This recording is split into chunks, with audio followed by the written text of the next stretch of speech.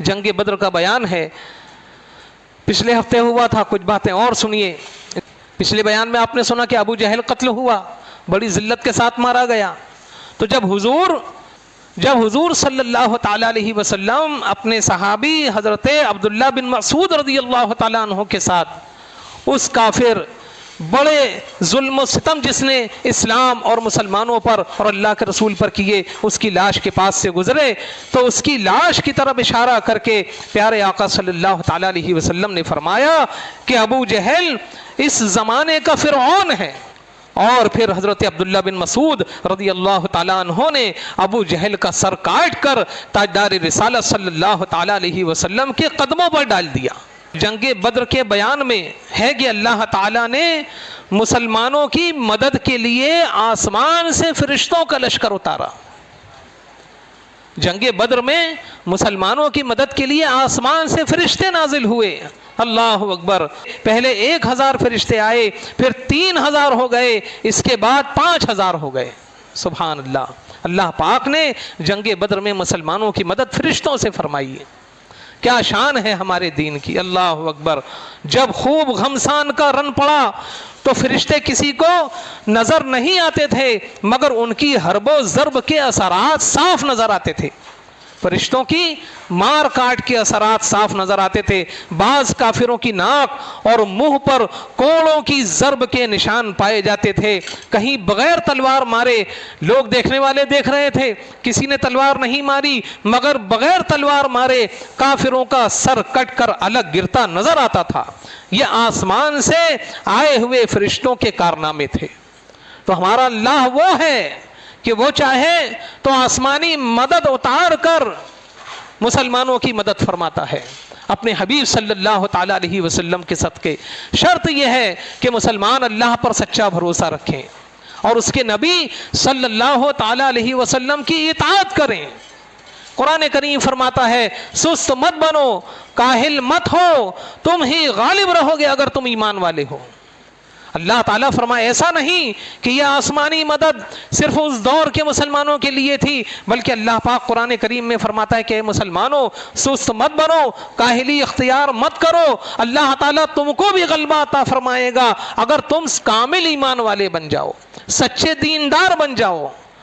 تو دیکھیے آج حال کیا ہے کہ ہم پر اگر ظلم و ستم ہوتا ہے تو لوگ ہائے ہائے کرتے ہیں, لوگ تدبیریں کرتے ہیں, جلسہ جلوس کرتے ہیں, شکایتیں کرتے ہیں, لیکن قرآنی نسخے پر عمل نہیں کرتے.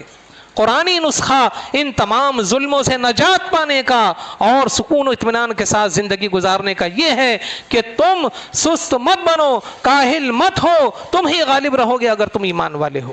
تو سچے پکے ایمان والے بن جاؤ. لیکن آج مسلمانوں کا حال کیا ہے؟ قرآن فرماتا ہے غلبہ, عزت, شوکت, جاہ و حشمت تمہارے لیے ہے, لیکن تم کامل ایمان والے بن جاؤ. لیکن مسلمانوں کا حال کیا ہے ایمان کے معاملے میں؟ اکثر و بیشتر بتاتا رہتا ہوں, ایمان کی کوئی پرواہ نہیں ہے. اور مسلمان کہلانے والوں میں ہی ایسی جماعتیں ہیں جنہوں نے رات دن اللہ تعالیٰ کے پیارے رسول اور بزرگان دین کی شان میں گستاخی کرنا اپنا اوڑھنا بچھونا بنا کر رکھا ہوا ہے. رات دن وہ اسی کام میں لگے ہیں کہ کس طرح بزرگان دین کی شان میں گستاخی کی جائے اور کس طرح اللہ کے رسول کی عزت و عظمت سے کھلواڑ کیا جائے. اور ان کی کتابیں, چھپی ہوئی کتابیں موجود ہیں مسلمانوں, آنکھیں نہیں کھلتی. قرآن فرماتا ہے کہ اگر تم پریشانی سے بچنا چاہتے ہو, ظلم و ستم سے بچنا چاہتے ہو, جاہ و حشمت چاہتے ہو, سکون چاہتے ہو, تو پکے ایمان والے بن جاؤ. اور ایمان کیا ہے؟ ایمان محبت رسول کا نام ہے. ایمان کیا ہے؟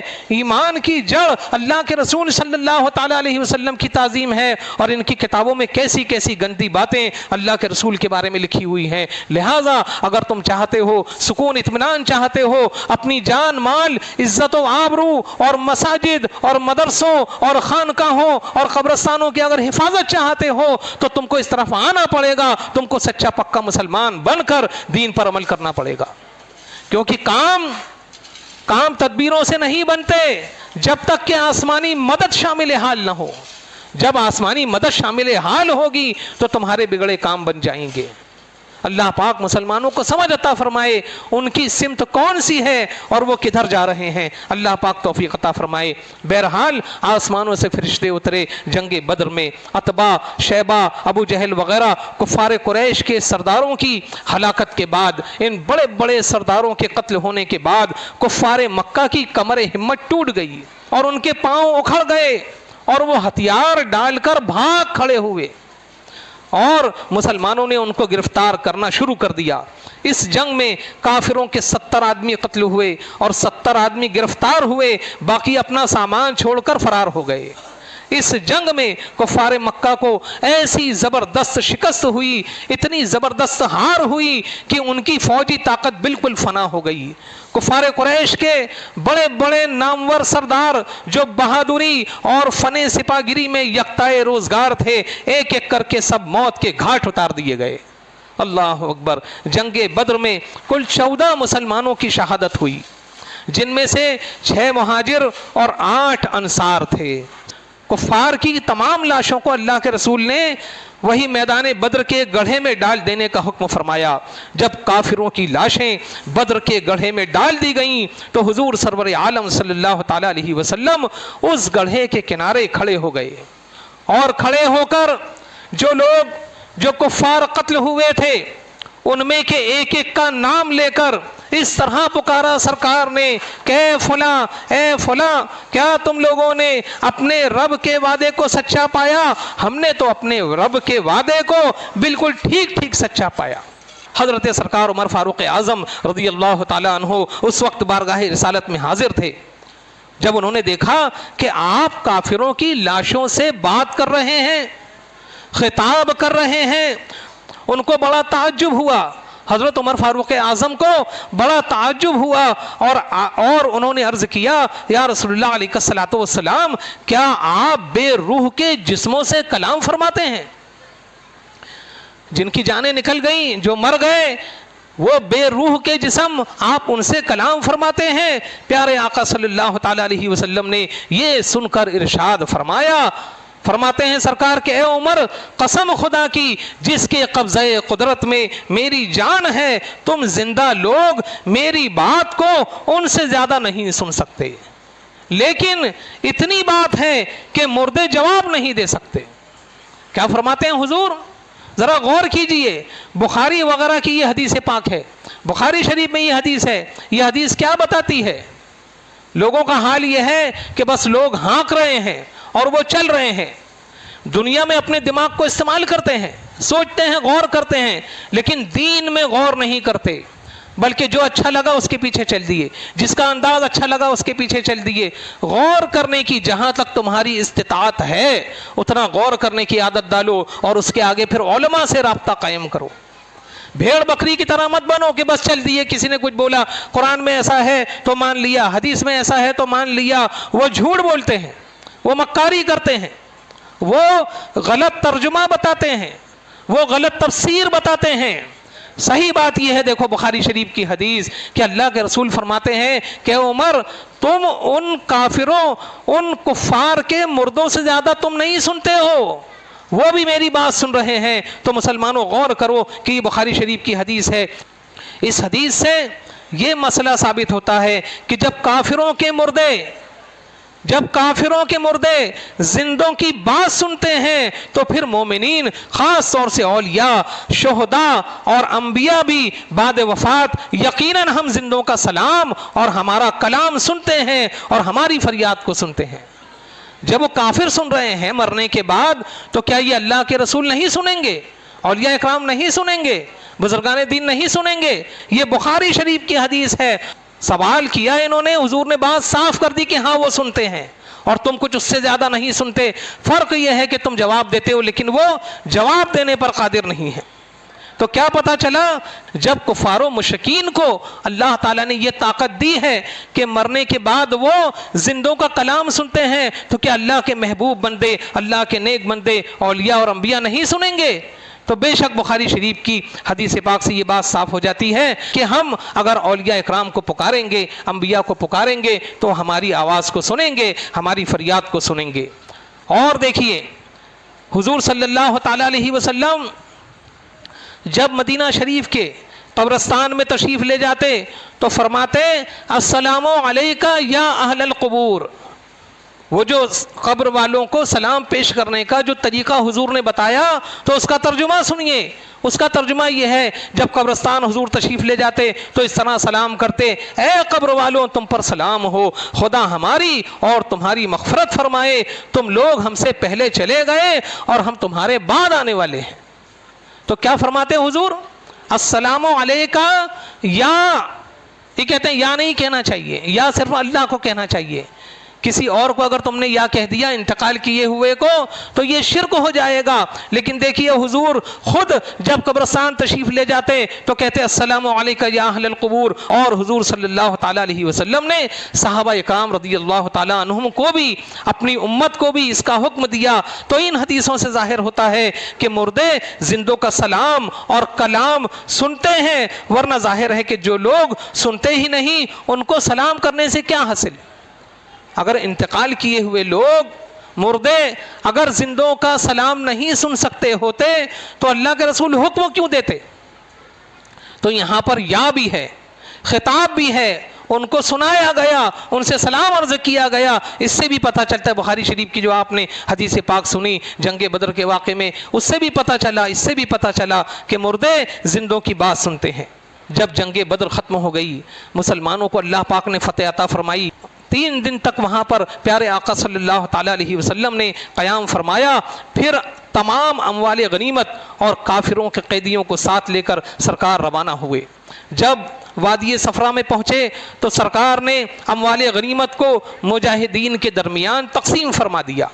حضرت زید بن حارثہ رضی اللہ تعالیٰ عنہ فتح کی خوشخبری لے کر جب مدینہ منورہ پہنچے تو تمام اہل مدینہ والوں نے بڑے ہی جوش اور مسرت کے ساتھ حضور صلی اللہ تعالیٰ علیہ وسلم کی آمد کا انتظار کیا. اور سرکار کے انتظار میں وہ لوگ بے قرار رہنے لگے. حضور صلی اللہ تعالیٰ علیہ وسلم کی جب تشریف آوری کی خبر اہل مدینہ کو پہنچی تو اہل مدینہ نے آپ صلی اللہ تعالیٰ علیہ وسلم کا بڑا پرجوش استقبال فرمایا.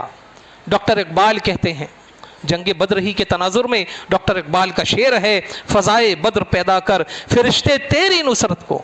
اے مسلمان فضائے بدر پیدا کر، ویسا دین تو اپنے اندر پیدا کر، ویسا ایمان اپنے اندر پیدا کر، تو فضائے بدر پیدا کر، فرشتے تیری نصرت کو اتر سکتے ہیں گردوں سے قطار اندر قطار. اب بھی آج بھی فرشتے آسمان سے مسلمانوں کی مدد کے لیے آ سکتے ہیں، شرط یہ ہے کہ فضائے بدر پیدا کر.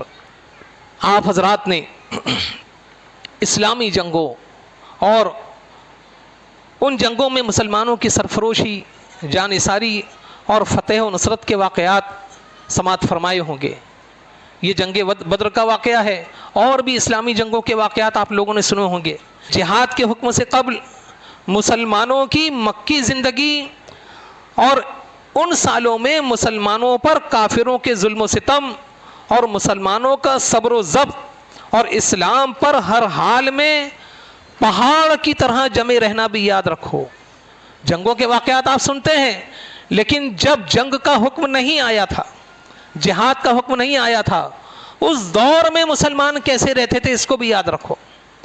کافروں کی طرف سے مسلمانوں پر ظلم و ستم کے پہاڑ توڑے جاتے تھے، وہ مسلمان سہ جاتے تھے، لیکن اسلام سے بال برابر نہیں ہٹتے تھے. اس کو بھی یاد رکھو.